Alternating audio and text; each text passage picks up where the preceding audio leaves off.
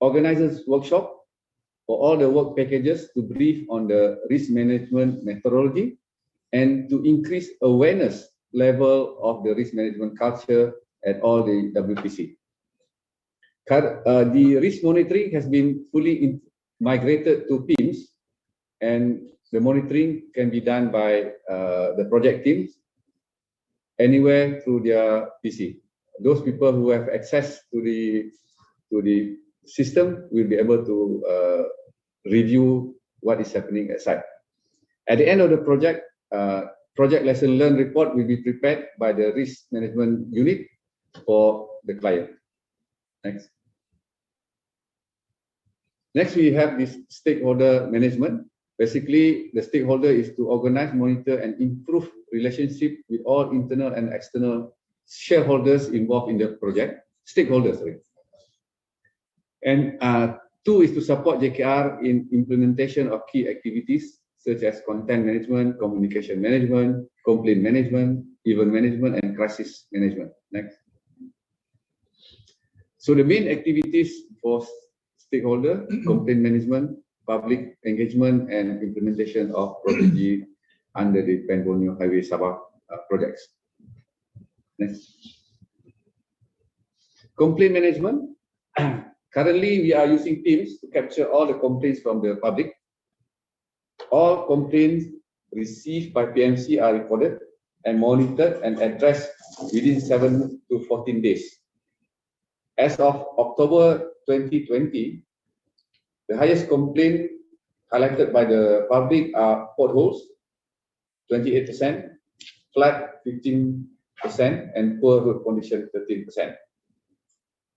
In terms of mode of complaint, the public are more inclined to use telephone, which is WhatsApp, to complain. About 78% of the complaint received through WhatsApp. And the other channel used by the road user are emails, JKR, general line, face-to-face, letters, and social media. Thanks. This slide shows one of the channel that we use to inform the public, which is through Facebook. So like and subscribe to our channel to get information on the Facebook. Next. This to inform the public on the opening of Jalan Sandakan Tawau. Okay, next. This is to inform the public on the Lencongan, the diversion, temporary diversion for the construction. Next. These are some pictures on the site visit by some of our delegation. Thanks. We also have Twitter account to inform the public on issues or activities on the road. Next. We also have YouTube channels. You can subscribe. You can like the YouTube channel. You can see interesting videos on the construction.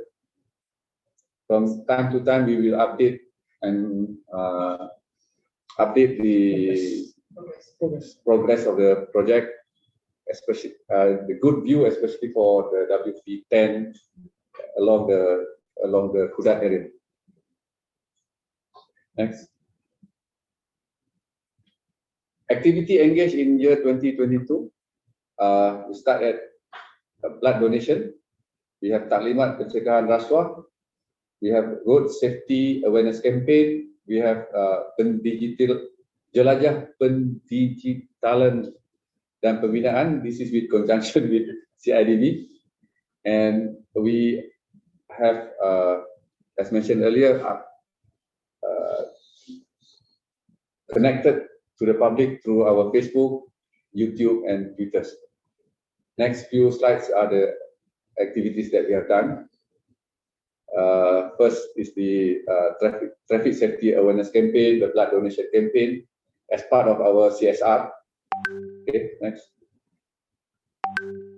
This is pencegahan rasuah to ensure integrity among the stakeholder that are involved in the project was done by the Pengarah SPRM Sabah. Then next is on the project progress, that is on the Facebook. Next. This is the photograph of the perasmian of the starting of the FT Road Media, where all the important men from the Kementerian Kerja Raya come to the ground and have personal view or direct experience on the condition of the road in Sabah. So as a result, I think Sabah has got some additional money to maintain the road, their existing road. Okay. Next, this is part of the road, FT Road Media at one of the interchange in Sandakan. Okay. This is a visit by Deputy Works Minister Malaysia. He is very keen on and take very high interest in the progress of the project. Next. The next is the implementation of Protege program. It is a compulsory requirement, but mandated by the government to the consultants of Borneo Highway. They have to engage graduates for a period of 1 year to train and give them experience so they are ready for real job market outside. Currently, as this one is a bit outdated, as end of September, PMC has already engaged with 9 protege, WPC 129 and consultant 60. If you look at the table there, for all the for Borneo Sabah, a total of 2,065 candidates are expected to be trained.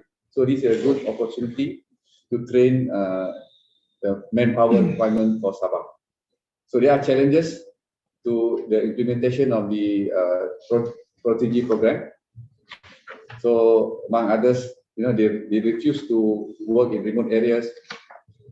There's no accommodation provided by the consultant and contractors at the site. Some of the sites are quite far from the nearest town, about 50-60 kilometers from the nearest town.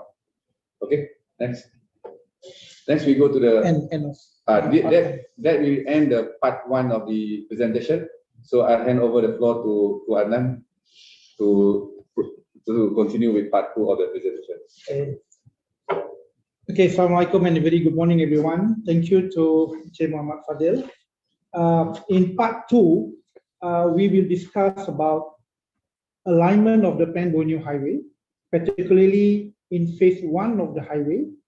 Also, we will discuss on the features and design criteria of the highway. And the most important, the most interesting part is we will update the latest physical progress or achievement of the 15 work packages that are currently under construction, including 2 work packages that are already open to public in August and November this year. This is the map showing the alignment of the highway. So the phase 1 of the highway, of the Borneo Highway, is basically upgrading the existing 2-lane single carriageway to 4-lane dual carriageway from Sindumin at the southwest, which is at the border of Sarawak, to the Papar in the southwest of Sabah. This involves package 1 to package 5 along approximately 125 kilometer length. The Borneo Highway Sabah also involved the development of 4 new dual carriageway from Putatan to Sepanggar, which is part of the Kota Kinabalu Outer Ring Road, KKORR. Also upgrading the existing 4-lane dual carriageway to 6-lane dual carriageway from Sepanggar to Bulatan Berungis at WP8, which is also part of KKORR. The alignment of the Pan-Borneo Highway Sabah also includes the development of a new coastal road, 2-lane single carriageway from Surusup up to Simpang Mengayau, located at the tip of Borneo in Kudat. These include package 9 to package 14. So from WP1 located at Sindumin up to WP14 in Kudat will complete the connectivity of the West Coast Highway, where the distance is about 285 kilometers. In the East Coast, phase 1 of the highway involved upgrading the existing 2-lane single carriageway to 4-lane dual carriageway from Ranau to Sandakan Mile 32, and from Sandakan Mile 32 down to Tawau in the southwest. This involves package 15 to package 35 along 385 kilometers. Okay, next. Next, we are going to show to you the alignment of phase 1, 2, and 3 of the Pan-Borneo Highway Sabah.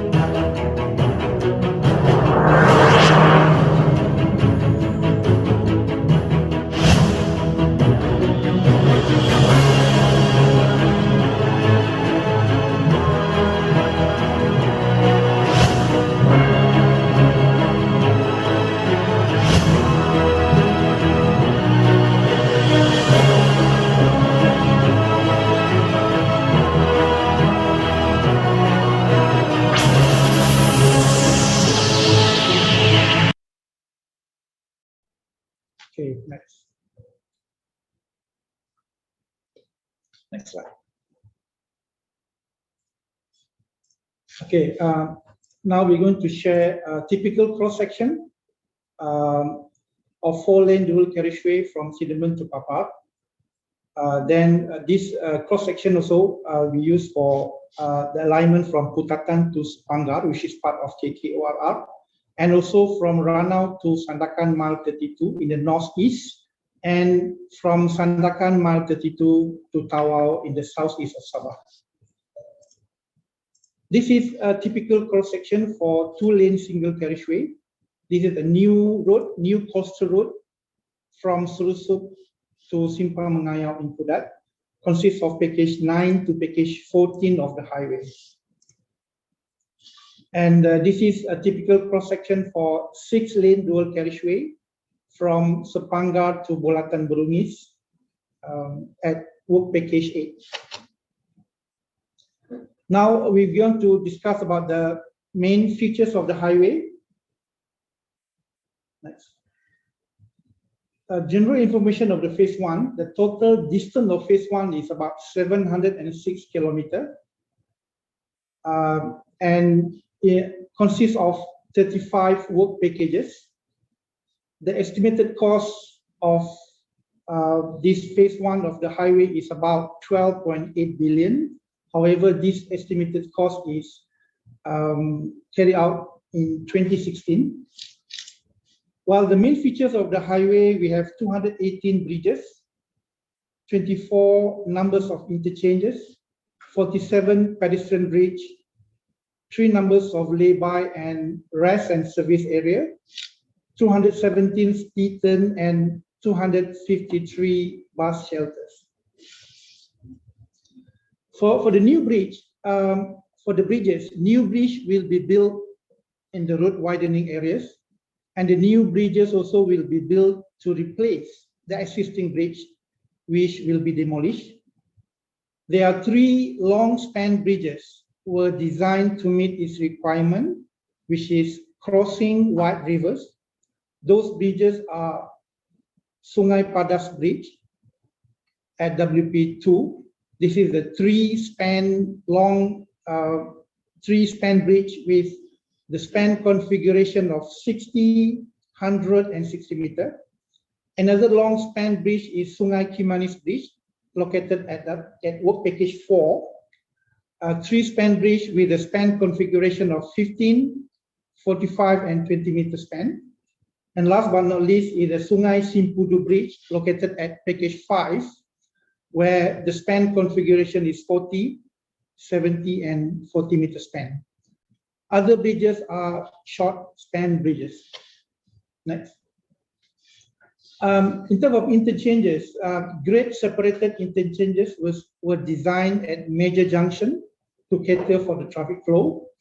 Currently, there are 18 numbers of interchanges in the construction stage, located at package 1 to package 4 at the southwest, package 6 to package 8, which is part of Kota Kinabalu Outer Ring Road, and at package 21 in Lahad Datu. So this the photograph showing the aerial view of the Stepanga interchange at WP7, part of KKORR. And next to it is the Sepagaya interchange at WP21 in Lahad Datu, which is still under construction. Next. Elevated structure. Among the interesting features that have been designed in the project are elevated structures. The 4.5 kilometer stretch at work package 2 has been designed as elevated structure because it is located at a low-lying and flood-prone areas. This elevated structure will connect with Sungai Padas, which is also designed as a long span bridge. So we can have a very long span, about 5.5 kilometer stretch of the elevated structure at work package 2. At the work package 10, Sungai Kawang-Kawang and Sungai Tempasuk Bridge were designed, extended far beyond the river, which is elevated to protect the mangrove swamp forest. While the existing junction affected by the highway, by the Pan Borneo Highway, shall be improved or closed to suit with the highway requirement and safety aspect. If there are junctions that have to be closed, new junctions shall be provided based on one-to-one basis. Bypasses, there are 5 location of bypasses designed in the 15 current work package. The bypasses were designed to avoid congested area, such as town, villages, etc. So as you can see, we have one bypass at WP1, 9.3 kilometers Sipitang bypass.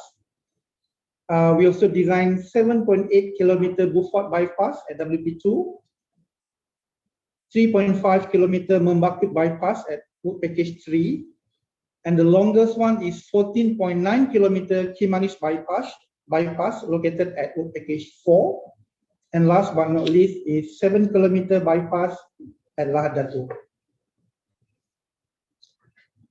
Piton, pedestrian bridge, and bus shelter. The piton are designed approximately at 4 to 5 kilometer interval at highly populated areas to allow traffic to perform a piton movement.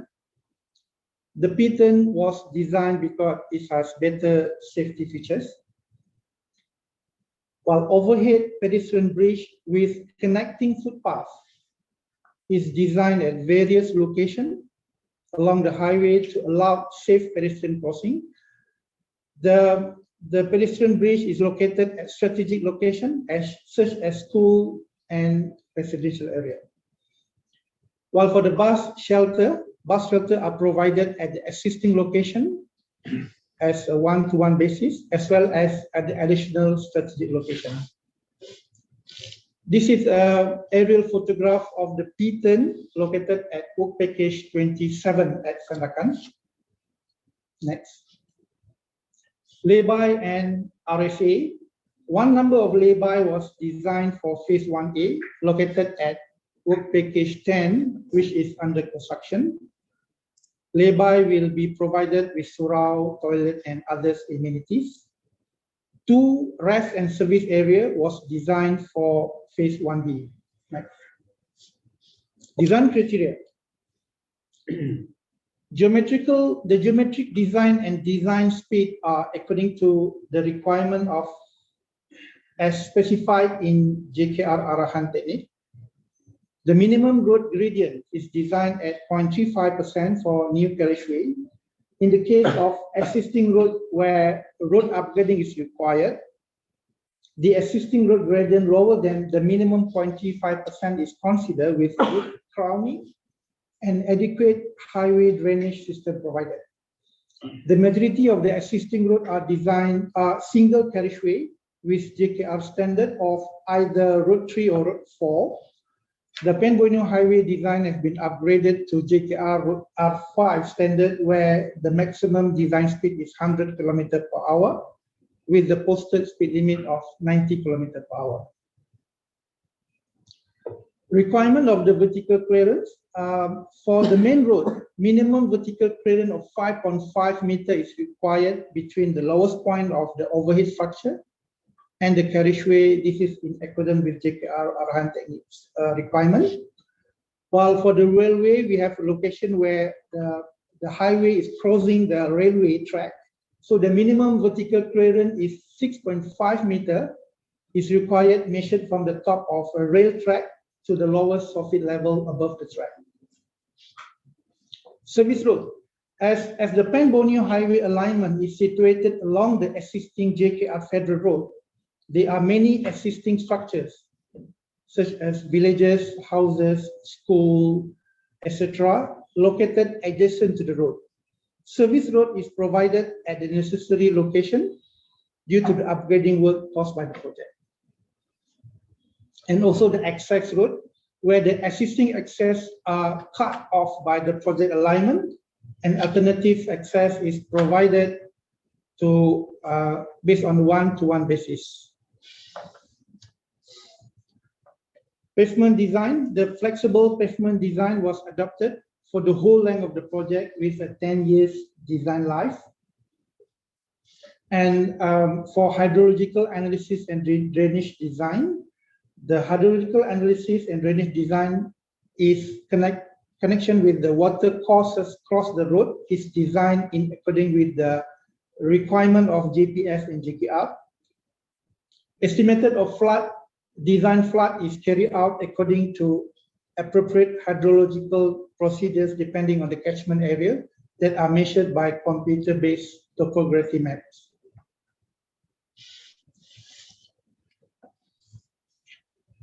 On the geotechnical design, the design of embankment in areas of soft ground has considered both structural and geotechnical solution, taking into consideration the construction cost and time frame available. So the ground treatment design adapted are remove and replace, number 1. Number 2 is temporary surcharge with a prefabricated vertical drain and the vessel reinforcement. And last but not least is the pile embankment. Some explanation on the ground treatment. On the remove and replace, where the contractors need to excavate, remove the unsuitable material and replace with a suitable material. This will maximum to 3 meter depth due to the safety reasons. For the surcharge with the PVD, is commonly used to accelerate the rate of fault consolidation and is used in conjunction with surcharging. The PVD is designed as triangular grid with 1.5 meter spacing and installed to refusal depth.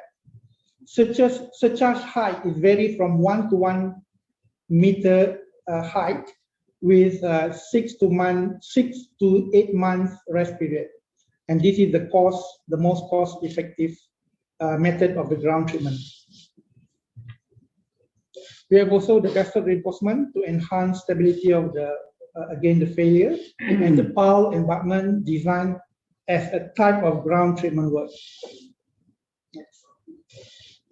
As for the slope protection, the slope protection with guy netting, soil nailing, and or close turfing have been adopted with the slope design 1 to 1.5 to 1 to 2 ratio.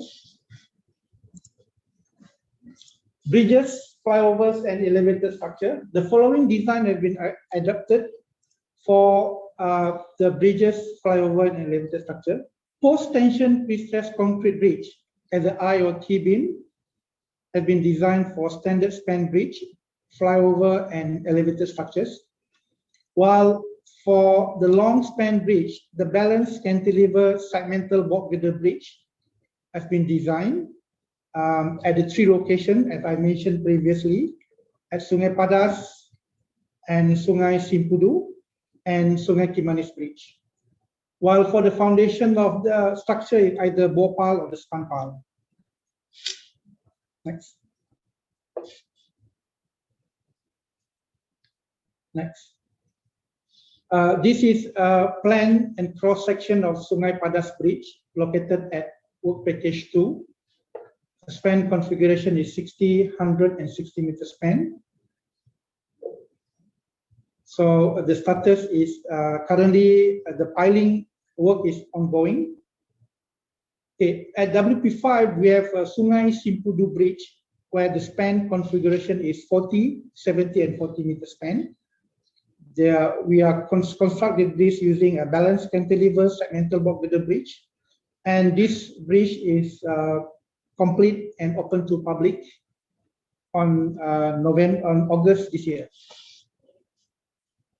Next, some photographs showing construction of the Sungai Simpudu Bridge using a balanced cantilever method. Another photograph showing construction of the Sungai Simpudu Bridge. Okay, we touched about the Petronas pipeline. So there's a requirement to protect the existing live Petronas pipeline. We have located at package 1 and package 4. The method of pipe protection is using concrete slab supported by the RC pile. And the RC pile installation is using jack in pile for safety reason. This method has been agreed by Petronas. And currently we are in the discussion with Petronas on the method of installation of the jack in pile, the testing required and whatnot before we can start installation of jack in pile at package 1 and package 4. Next. Also something to highlight that we are using a hot tapping to minimize water supply interruption. So the hot tapping method is used for water pipe connection work for the main supply. The work has been coordinated between the contractor and Jabatan Air Negeri Sabah. This is at package 5. The work already completed and the road already open to public on the August this year. Current progress of the work packages. As of today, WP5 along 11.7 km from Papar to Dogongan, located at southwest region, was open to traffic on 29 August 2022, and we received a good feedback from the public after the opening. And recently, we have opened package 27 along 18.1 km from Kampung Lot M to Sandakan Mile 32, located at northeast region, open to traffic on 18 November this year. We also received a good feedback from the public on these two opening. Besides this, we also target to open work package 21 in Lahad Datu at southeast region. We are expected to open this package on the first quarter of 2023, next year. Overall physical progress for the 15 work packages in phase 1A is 65% currently. Progress photograph, we are to share with you all the site photograph. This is a photograph showing installation of safety signage at package 10. Next. Safety walkabout at package 27. Photograph showing a construction of pipe culvert at package 6. Preparation of subgrade at package 3. Subgrade preparation at package 4. Sub-base preparation at package 3. Also a sub-base preparation at package 4. Laying of ACBC at package 3. Laying of ACBC at package 3 as well, another angle. And this is the laying of ACBC at package 7, part of KKORR. This is the beam launching for the short span bridge at WP3. We have a case where we need to continue launching at night. This is the beam launching at package 3. In case where we need to close the road, so the local authority only allowed to launch the beam at night. This is a photograph showing the beam launching at night, located at package 4. Okay, span pile installation at package 3. You can skip this. Next. PDA test at package 6, and then this is the MLT test at package 3. Next. Again, the MLT test at package 3. Some reinforcement work at package 3. Next. Next. Concreting work at package 3. Next. Scaffolding preparation at package 3 and 4. Next. So many. Next. Scaffolding at package 3. So next. We're going to share progress videos for package 5 that we've just opened the road in August this year.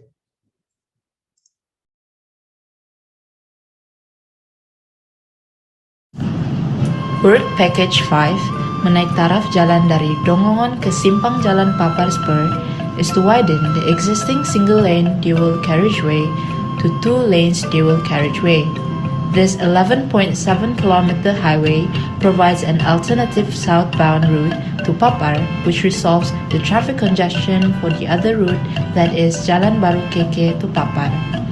This work package, costing 149.5 million Malaysian ringgit, was officially opened to traffic users on 29th August 2022. The first infrastructure noticeable is the pedestrian bridge, which provides a safe, convenient, and faster passage for the Kampung Ghana students staying at the right side to walk across to Sekolah Rendah Kebangsaan Ghana on the left. Next, we have a typical P-turn, which has been adopted for all work packages of Pan Borneo Sabah Highway project. This particular P-turn is from Papar side. The following P-turn is from KK side.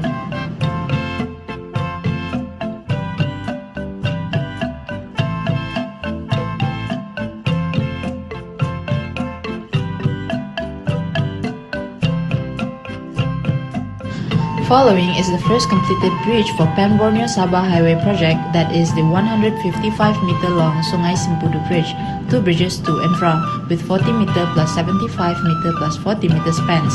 It's a segmental box girder bridge.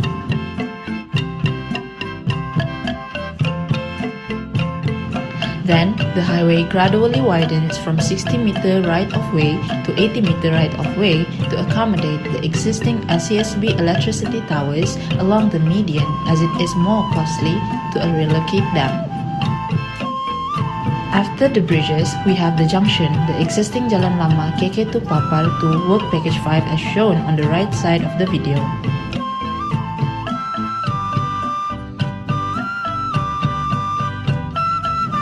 Progressing along is a scenic paddy field along both sides of the highway. Part of the roadside drain system provides irrigation water to the paddy field as an eco-friendly measure.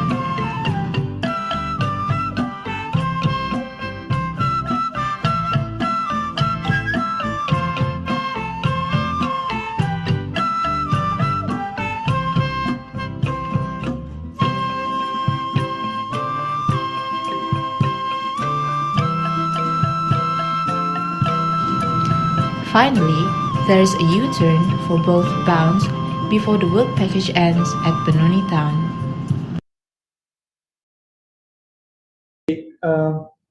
Next, we want to show you a drone view of package 10, which is located at Kota Belud.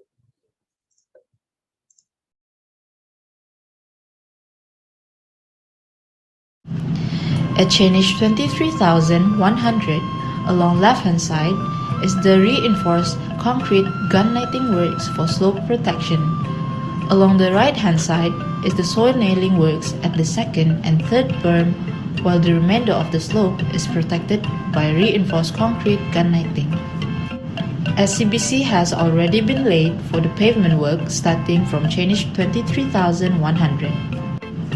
On the left-hand side lies the beautiful Usukan Cove, which is the scenic point for this work package.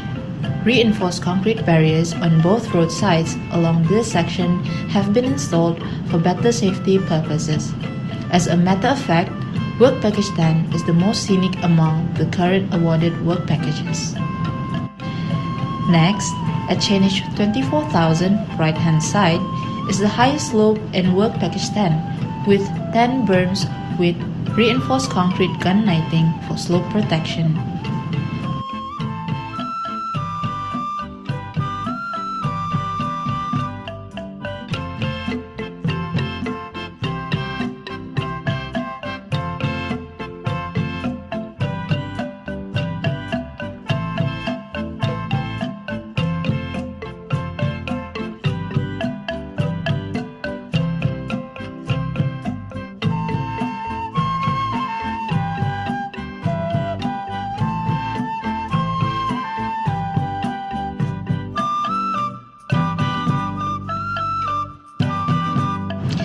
The ACBC pavement works currently completes at change 25,175, while the following portion is under surcharge resting period. Starting at change 25,525 is the picturesque 270-meter long Sungai Abai Bridge, which consists of 7 deck spans supported by precast post tension reinforced concrete beams. Currently, 2 bridge span decks have been completed. For this bridge, 2 piers are located within Sungai Abai. At the right-hand side of the new Sungai Abai Bridge is the old single-lane reinforced concrete bridge, which was built in the 1970s. As we can see, on the left-hand side after Sungai Abai Bridge is the construction yard for the bridge precast reinforced concrete I-beam, T-beams, and launching trusses.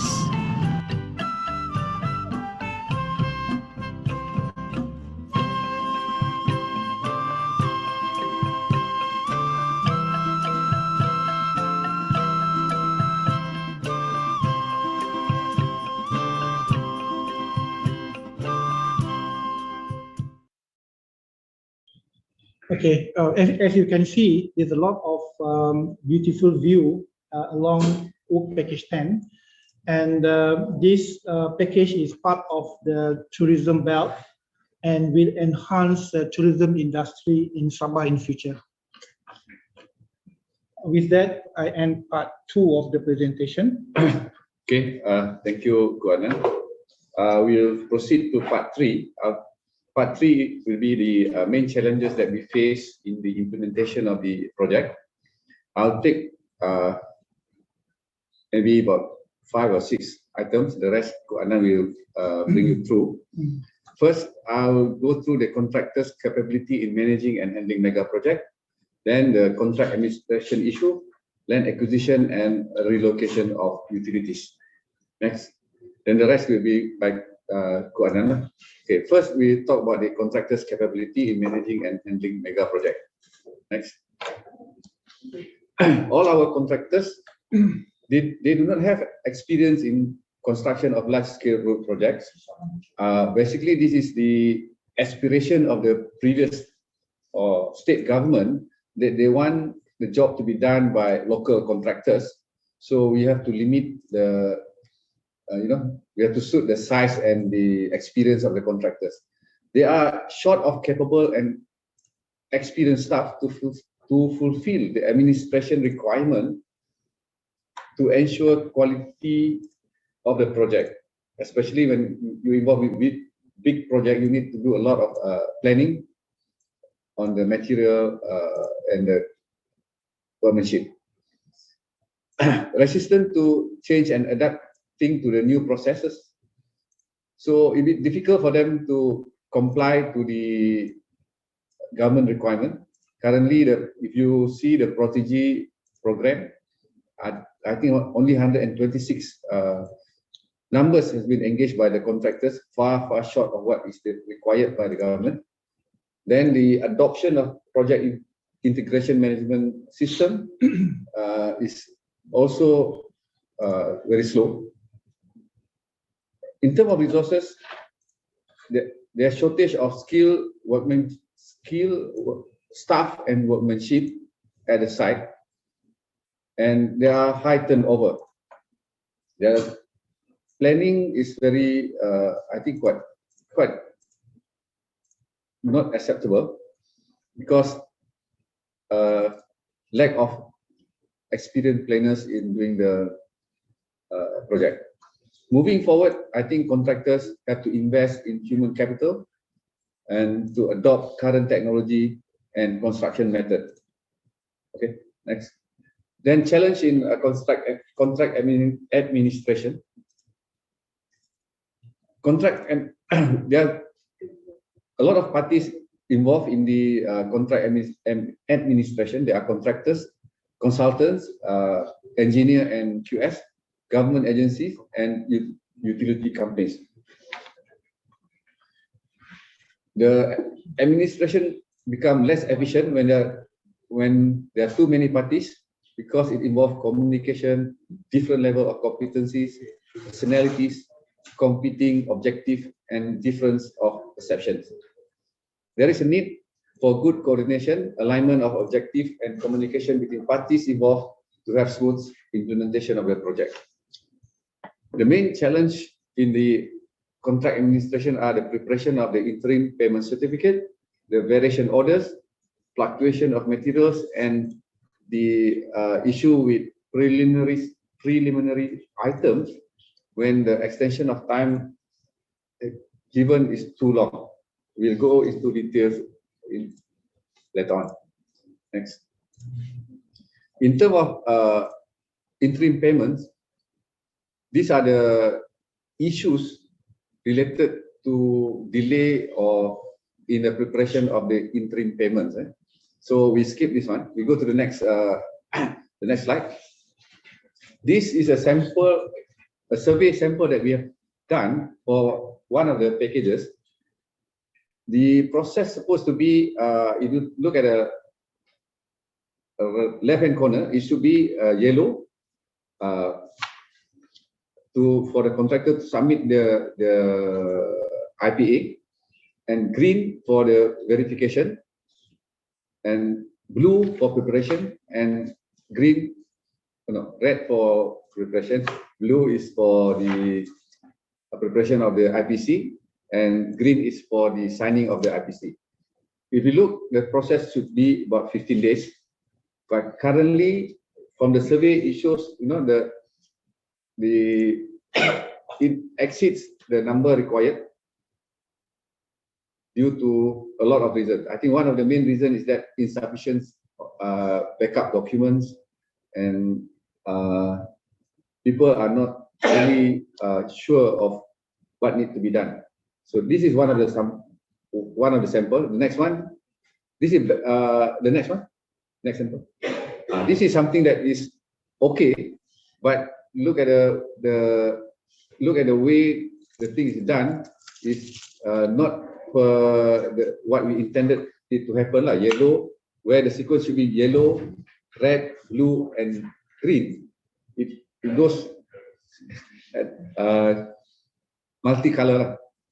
So can we go to the next one? So what we have done with JKR to Sabah and consultants, we have sat down and we have reviewed this process, and parties agree to the following process. Okay, this is the process that should be followed. Okay, it should start from day 1 and completed at day 21, and then with the understanding and that the SOR will utilize their authority under the COC to make payment with whatever available document given to him. So they don't have to wait for the contractor to give all the documents. Whatever document, if they feel it is not sufficient, we'll just value the work for the next payment when the contractor need the supporting document available. So in this way, the IPA can be processed within 21 days, and subsequently the government will start to pay the contractor. Because we realize that cash flow is very important. It's a lifeblood of the contractors. So we need to make sure this process is done properly. Next issue is the preparation of the variation order. It's also the same. Issue is late in the process, aggregating various additional work under one batch of VO. For example, 20 additional work that value at 15 million. So there are a lot of works and then a lot of documents to be done. But if there's a mistake, so the whole thing have to be reworked. So it will delay the process. Okay. Incomplete submission, delay in preparation of technical justification, consume excessive time to provide the supporting document. All these are the challenges in the preparation of the VO. So next, way forward. Basically, we have sat down with JKR, have sat down with the QS contractor and consultant. So to ensure that parties are in line to prepare the VO. So the major thing that we have done is basically is item 4, to have more VO coordination meeting with relevant parties, so that whatever document prepared meet the requirement of the next at the next step. Okay, next. Challenges in fluctuation of materials. Currently the contract is without the VOP clause. And some of the work packages, I think most of the work packages were awarded sometime in 2016, 2017. Currently, it's about 5 or 6 years old. Certain material have increased in price substantially.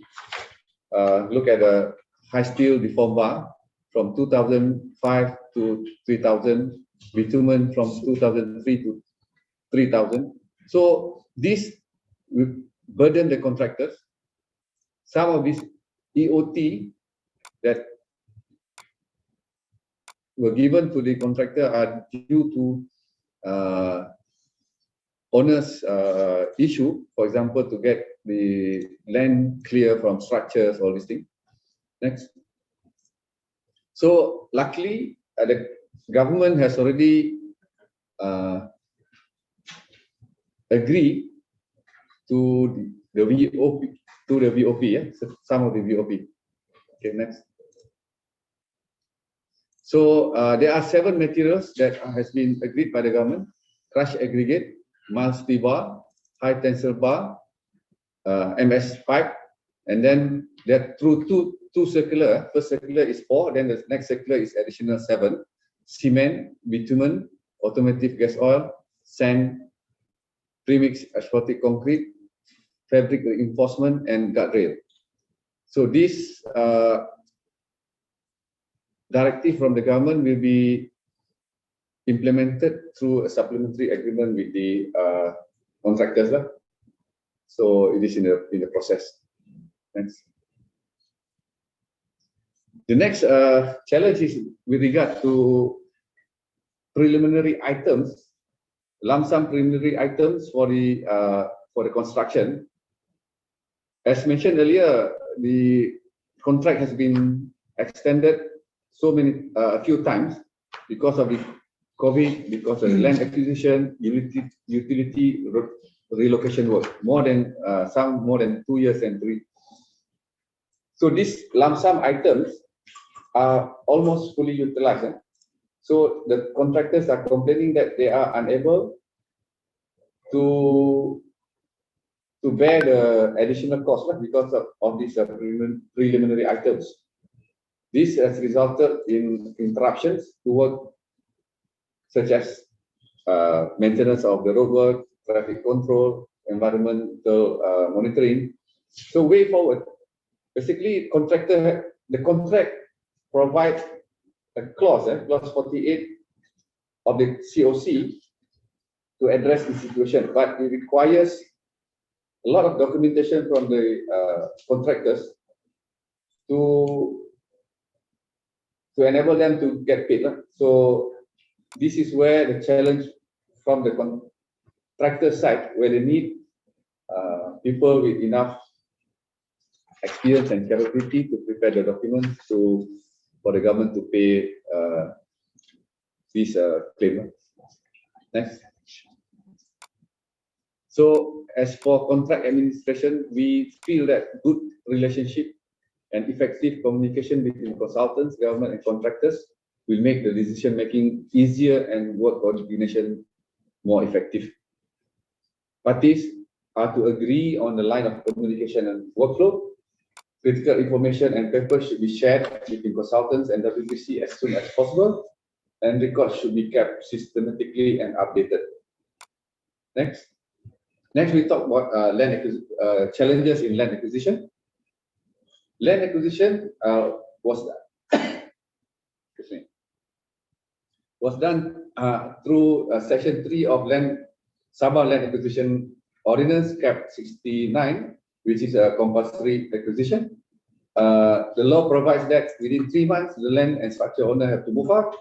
However, this is very difficult to achieve because currently the authority use payment as the milestone to start the eviction process.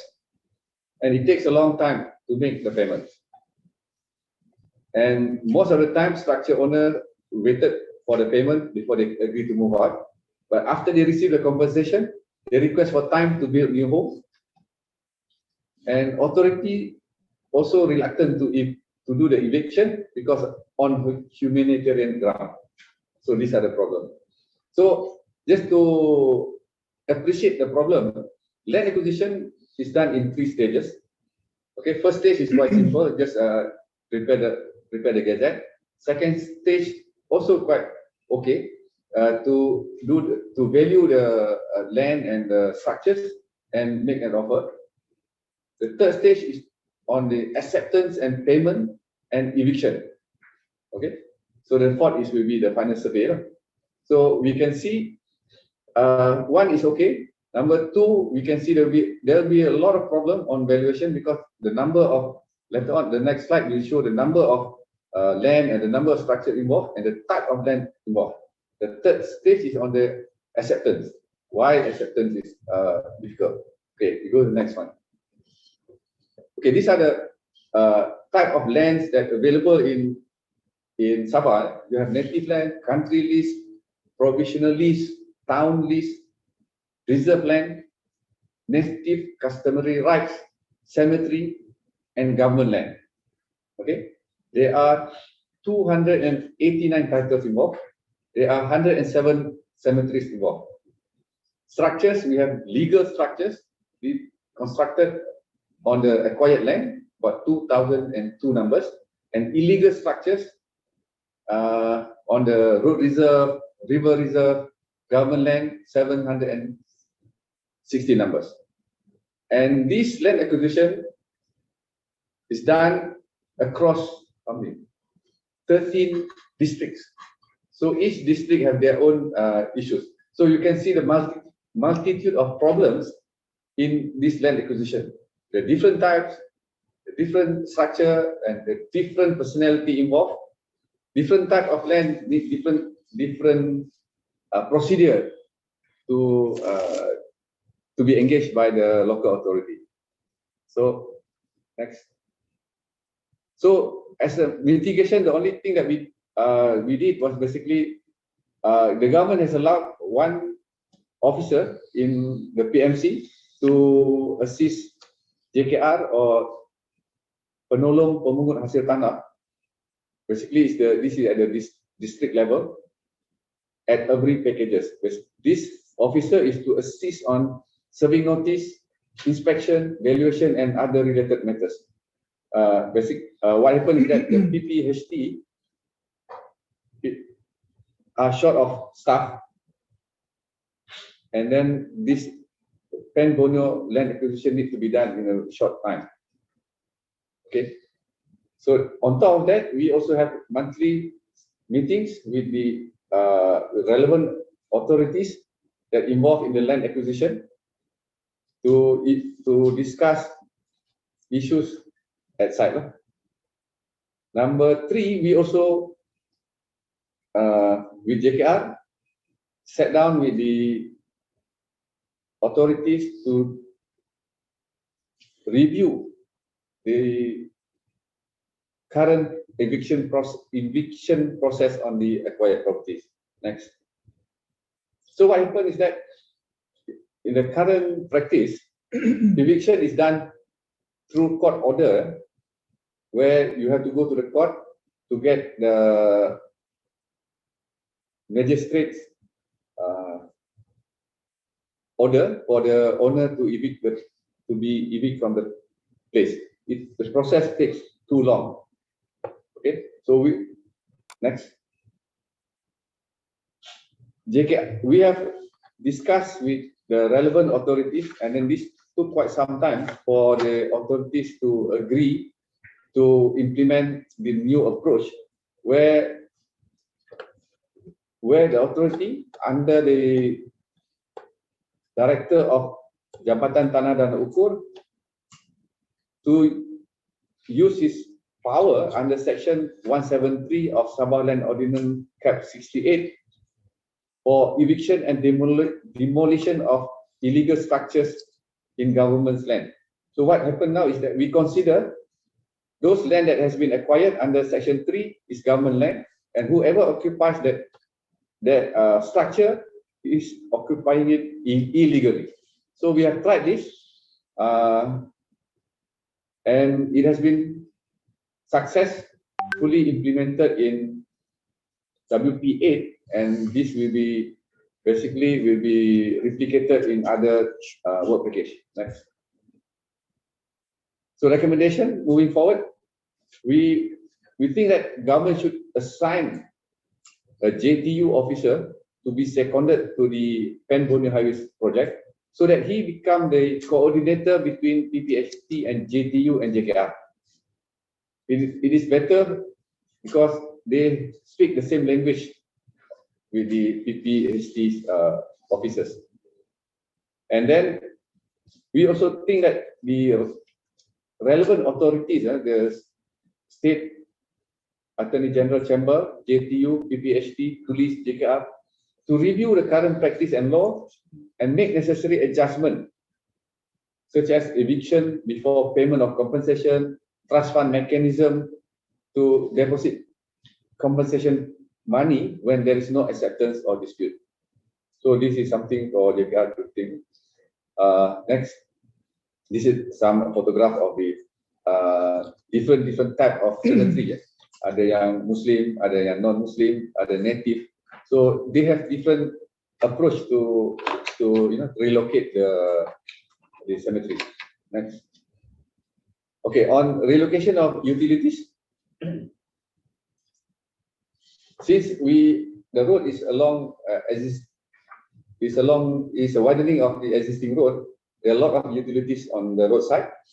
The utility relocation is done under the RMK 11 guideline, where costs to be advanced by the government and reimbursed by the utility provider.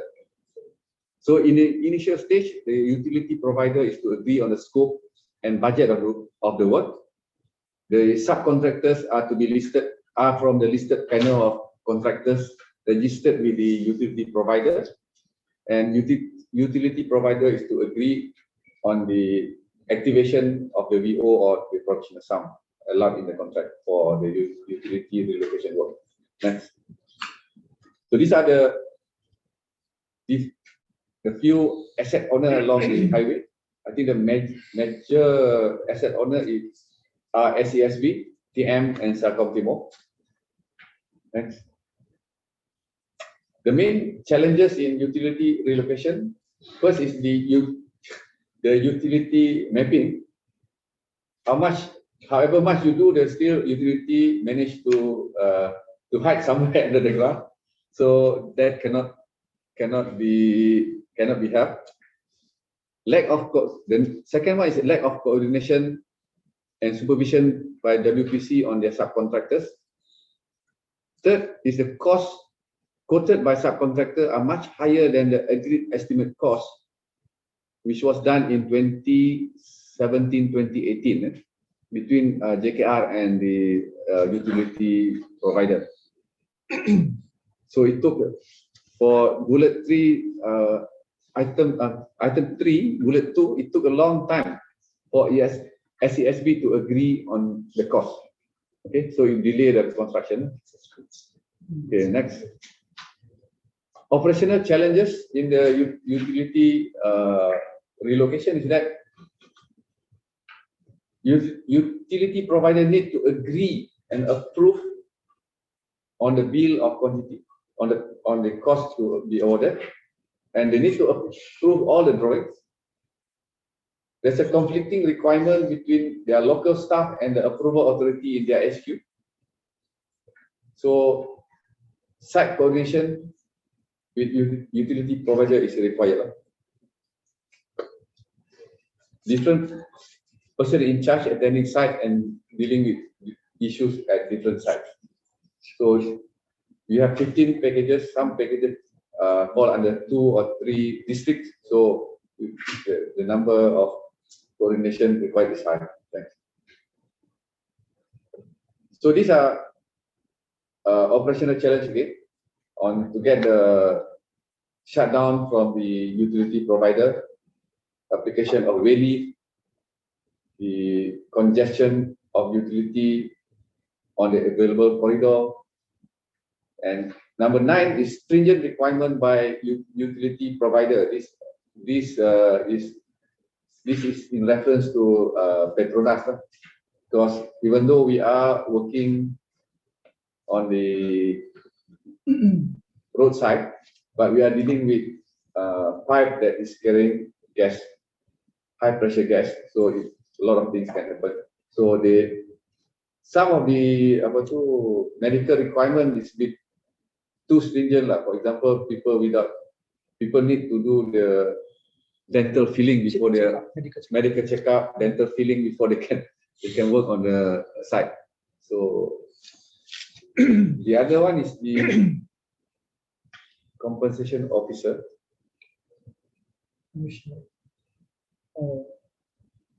Offer. So these are basically is on the eviction of the structures where utilities cannot be relocated when the existing structure is not removed. Okay. The strategy to overcome this challenge is to have a monthly meeting and special meeting if required. And contractor is to appoint specific staff as a liaison officer with the utility provider. Moving forward, we will propose that a specific person, a one-stop center to be provided by each utility provider to facilitate arrangement with their officers at district level. Okay, I think that ends my production. My part on challenges. I think now I hand over to Tuan. Okay, thank you, Encik Muhammad Fadil. We continue in this part 3, talking about the major challenges. So another major challenge is shortage of construction material. Next.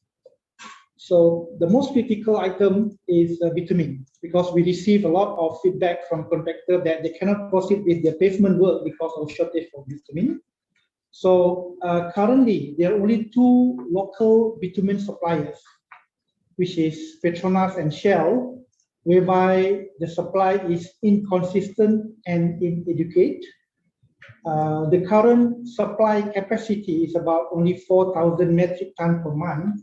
However, the demand or the requirement is expected to be around 25,000 metric ton per month for all projects in Sabah. So as you can see, there's no the demand is much higher than supply. So the mitigation that we have proposed to the client, to the JKR, is we are proposing alternative supplier to the contractor, which is B2SAT Sdn Bhd, to import coal bitumen from Middle East. B2SAT is that form for bitumen Sabah.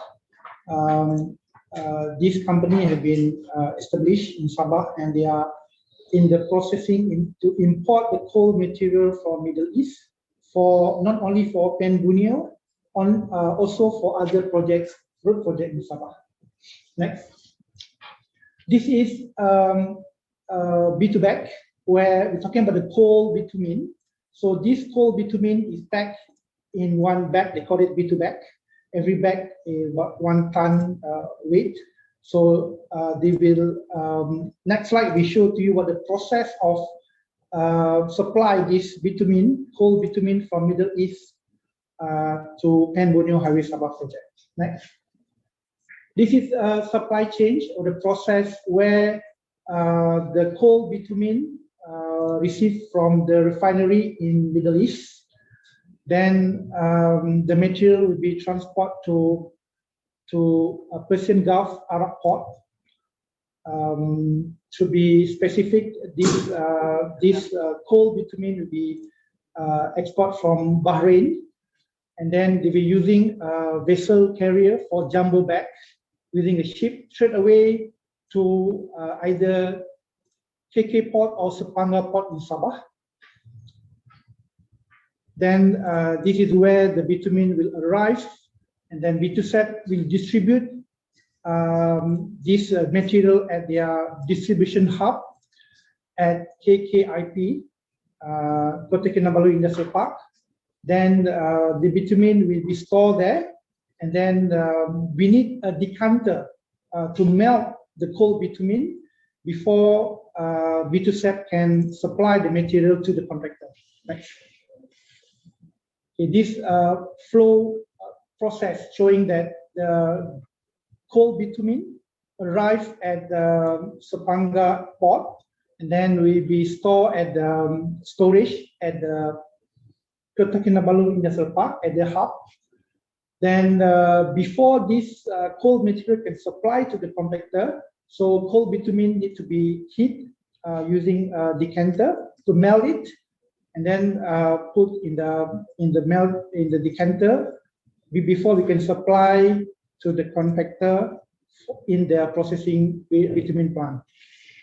Next. And other than bitumen, we're still facing a shortage of aggregate supply for road laying work. So the challenge is we have a limited capacity of local suppliers and limited source of granite for the pavement aggregate work. So the mitigation is we identified new alternative supplier or new sources. JKR have talking with local authorities to open new quarries, and the new supplier can supply a new aggregate or material to especially new package 29, 28, 29, and 30 at the Sandakan. Another alternative stone that meet the crushing strength specified and grading. However, we need to implement the quality assurance to ensure quality of supply aggregate are achieved and not compromised. Next. Also, we're facing a limited local granite source. We limit the concrete design grade. So the challenge is the design concrete grade has been kept at grade 50 due to non-supply of local granite. So mitigation in the concrete design for major reinforced concrete structure has been kept up to grade 15. Another challenge is confirmatory soil investigation test implementation. The current practice, it was after concrete award, the confirmatory soil investigation tests, i.e. confirmatory borehole, are carried out by the contractors. It takes time for contractor to carry out the confirmatory borehole, and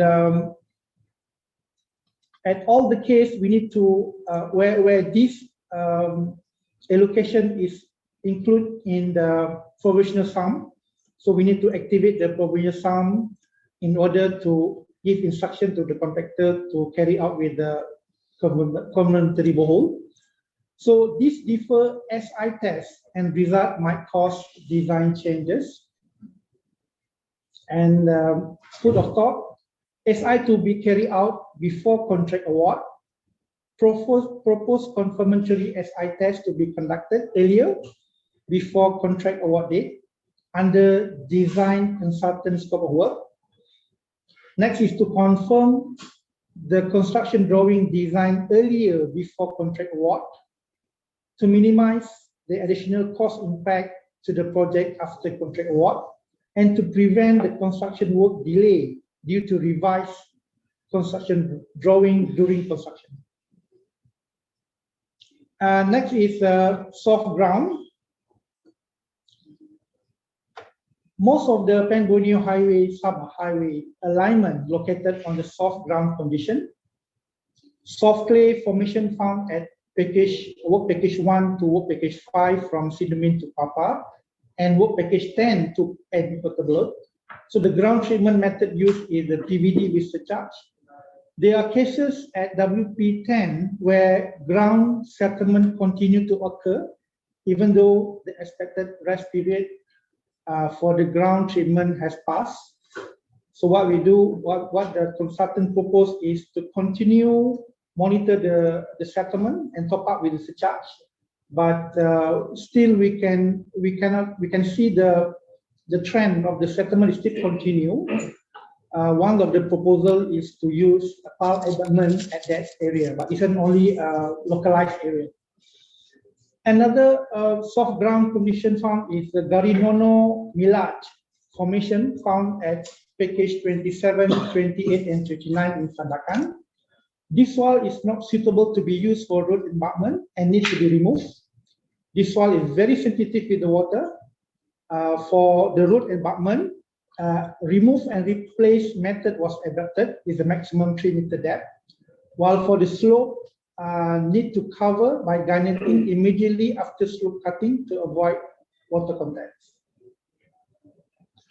This is some photograph showing Garinono Milaj at package 28 in Sandakan.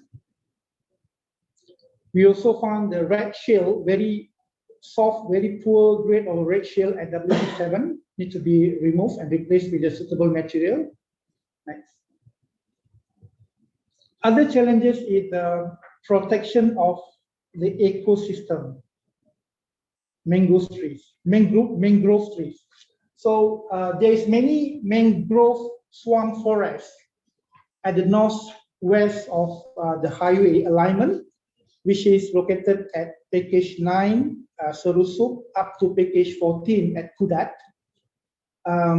EIA approval requirement on protection of mangrove trees ecosystem, which is important for natural habitat.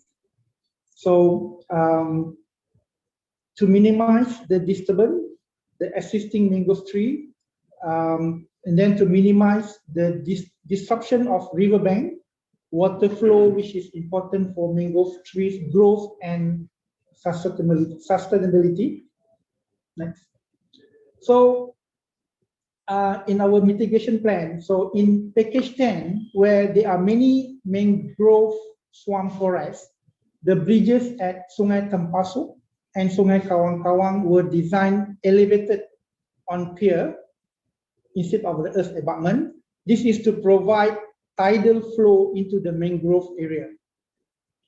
In terms of the foundation, the RC Bhopal has been adopted for foundation work since the construction method minimize the disturbance of the existing soil.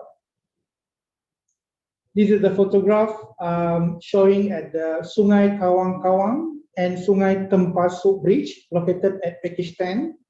where the structure had been designed elevated, extended far beyond the river to protect the mangrove trees. Another challenge is the design change. For example, we have a design change at Sungai Kimanis Bridge at work package 4.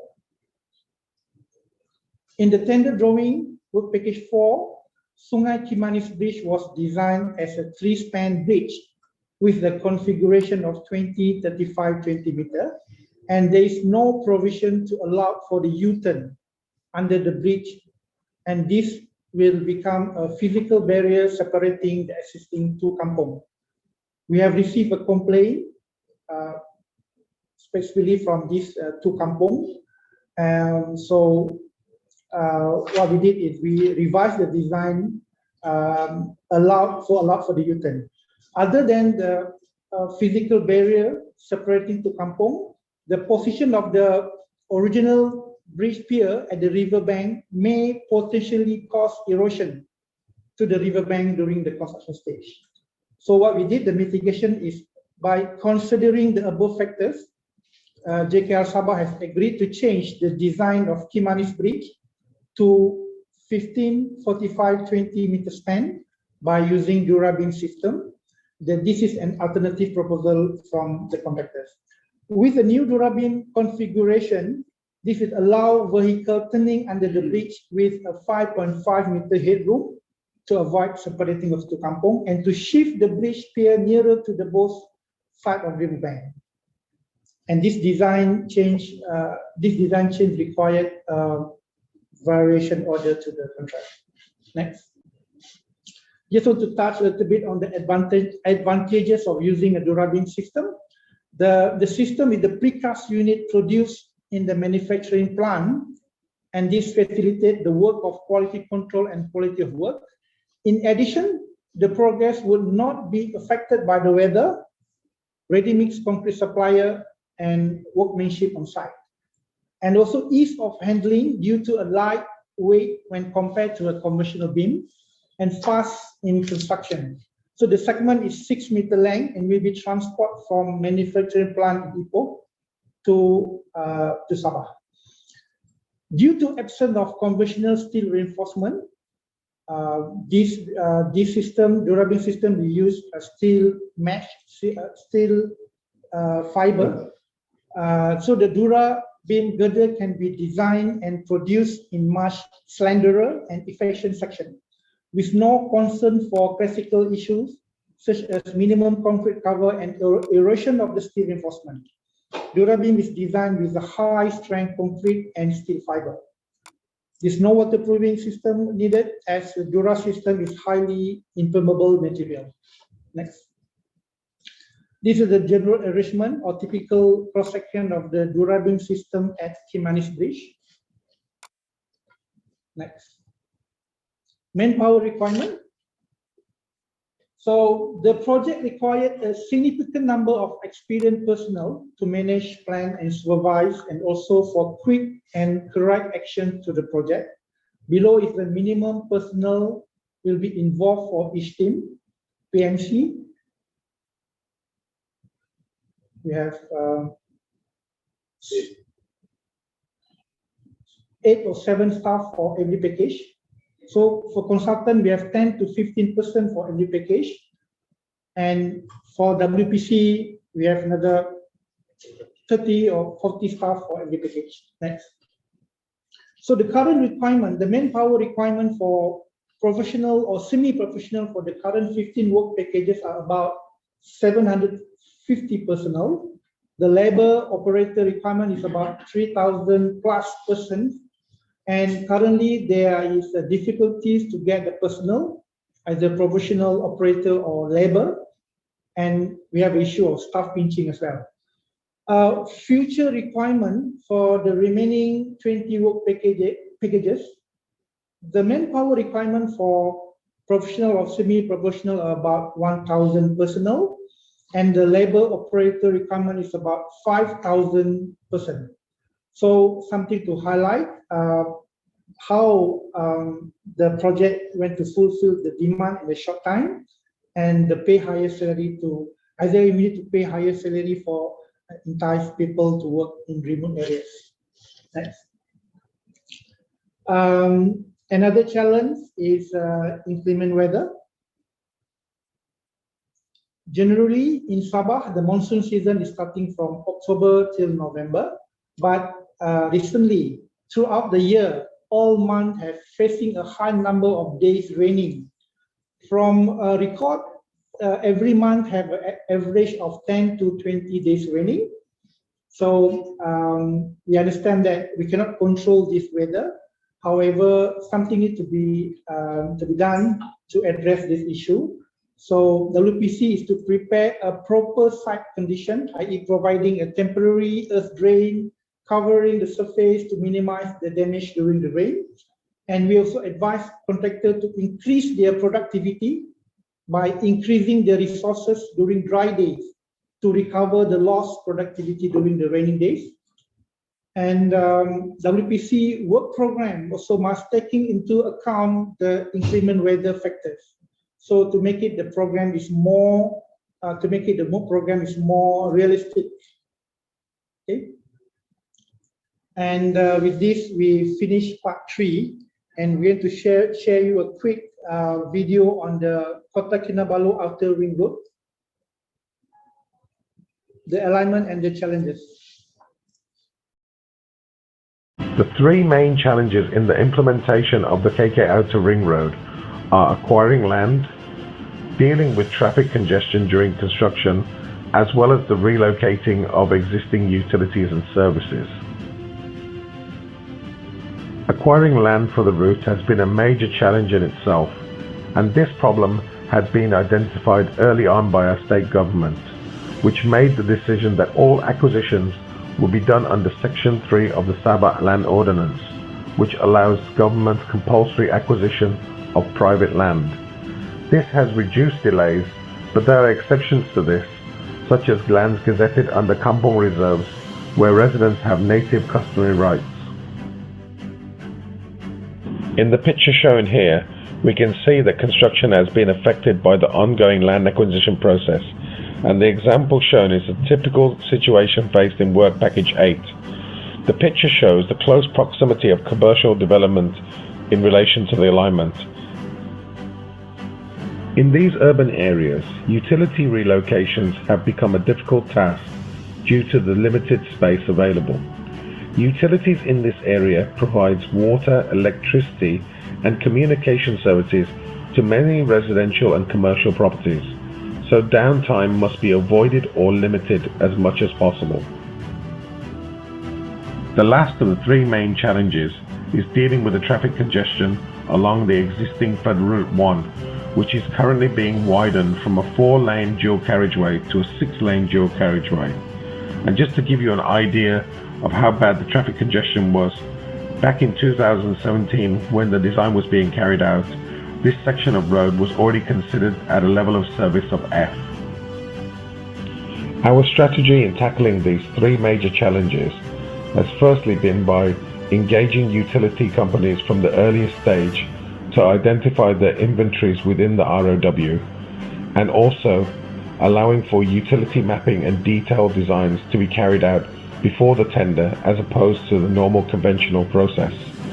Due to the constraints on both sides of the highway, we have also reduced the center median and introduced a new Jersey barrier, allowing us to shrink the overall cross-section of the road but still maintain sufficient safety features.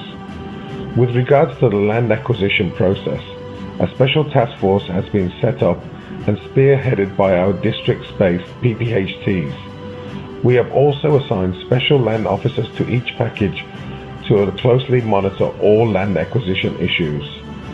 Regular engagement with utility companies and close monitoring has also allowed us to properly plan and sequence the construction of works to reduce any delays. At this current time, land acquisition is still in process, and the land for the relocation of the existing utilities is still unavailable to us. Therefore, road widening works couldn't commence. But with the aid of proper planning and a comprehensive traffic management plan, works were able to continue. This planning has materialized itself in the form of a 6-stage traffic management system. This will allow us to maintain 2 lanes of traffic in both directions as to not worsen the traffic congestion further. Stage 1 of the traffic management plan allows the work package contractor to build up the current medium to create an additional lane where the live traffic can be moved. Once live traffic has been shifted to the newly built up lane, the work package contractor will repeat the process of upgrading the highway lane by lane, which will allow us to proceed with the works during this time where the land acquisition process has not been finalized and the land for the utility relocation is not made available yet.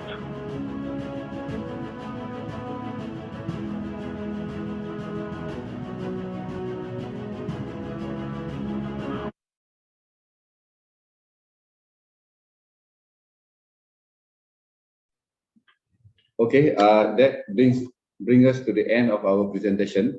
We're supposed to have a Q&A session, but I think we are short of time. What we will do, there are 13 questions posted by the participants. We will answer the question and we will submit the answer to the organizer together with the presentation slides for the participant to access. So I think with that, I hand over the floor to Mr. Patrick Augustine. Thank you very much. Thank you for your patience, and thank you to all my teams for their hard work to prepare all this document, the presentation material.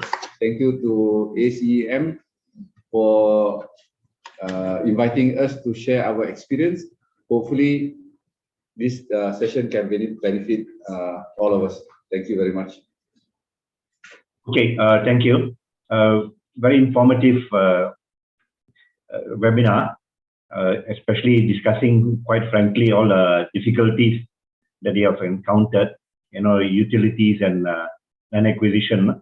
So you don't think that's it's quite a problem altogether. Okay, I want to group some questions together, which you can answer them. The first one is by Cheryl Chia. She's asking about accessibility of the highway and what's the risk management in terms of road kills and wildlife protection. That's the first question, which came in at 10:50. Then in the same part, Emilia Faisal, she asked about the impact of the land acquisition of forest reserves. So these are like nature questions. And then Elena also asked about if you are designing for high speed, what's how does it impact on roadkill? And finally, in the same type of category,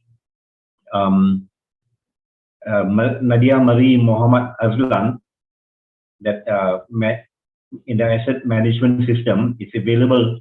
Are there signs for wildlife warning for the road users? And then it's just to warn the road users to be more careful at certain junctions. And they were also curious whether the Sabah Forestry Department and the Sabah Wildlife Department were actively involved in the Borneo highway construction to advise on wildlife hotspots. So this is one set of questions. Which would you like to take it on first, and then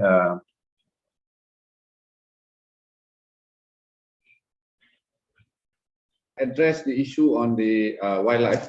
Yeah, wildlife first, and then we do the wildlife. Actually, it looks like interesting topic to a few of the participants. The rest we will, as I mentioned just now, we will provide the answer to the organizer. Okay. With regard to wildlife, I think the involvement of the forestry and wildlife department has been engaged from the early start of the project during the choosing of the alignment, during the value engineering sessions, they were involved. Approval for the plan, all involved all those departments. Even currently, the the section at WP 2829 that is going through the forestry reserve, and then that's where the wildlife crossing are.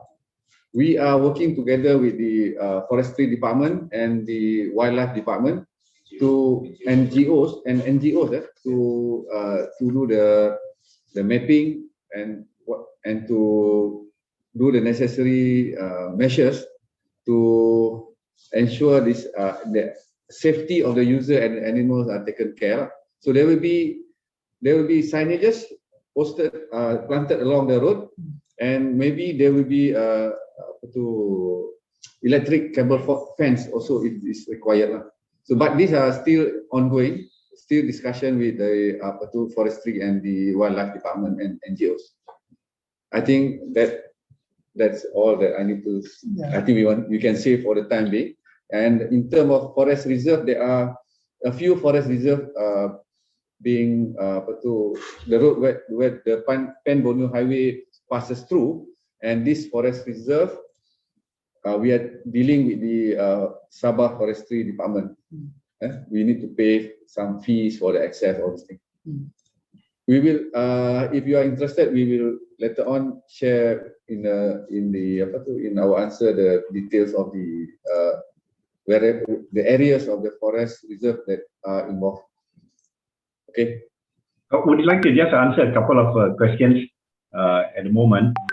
There's one from Agustin Maria Arokia Sami.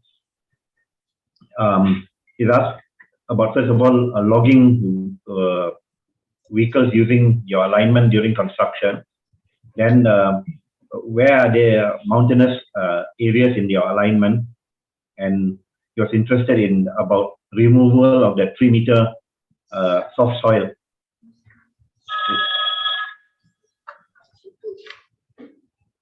Okay.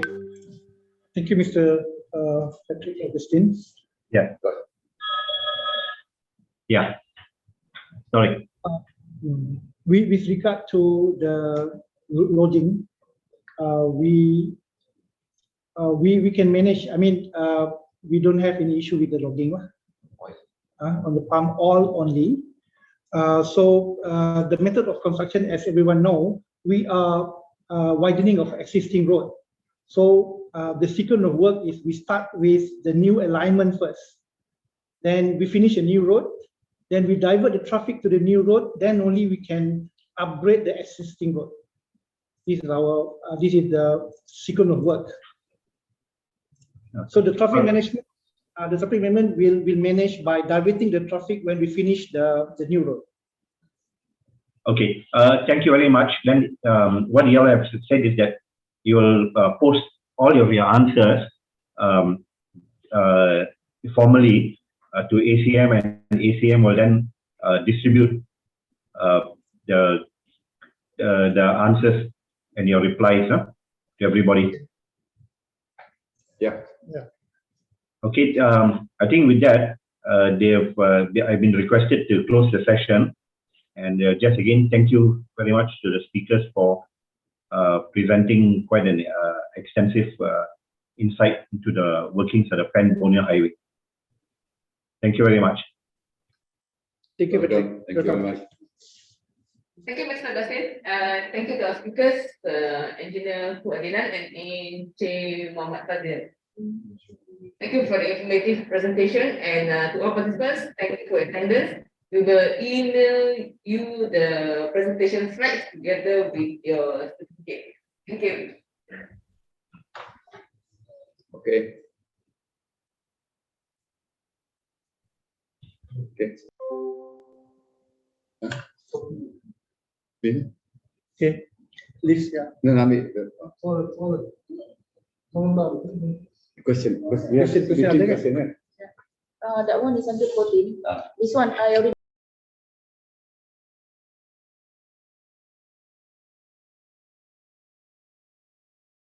Recording